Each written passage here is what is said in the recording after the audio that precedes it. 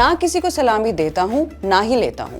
جی ہاں، سابق وفاقی وزیر اور رہنما پیپلز پارٹی قمر زمان کائرہ نے اپنے بیٹے کی شادی پر معاشرے کے لیے مثال قائم کر دی۔ اس کی مکمل تفصیلات کیا ہیں، آئیے جانتے ہیں۔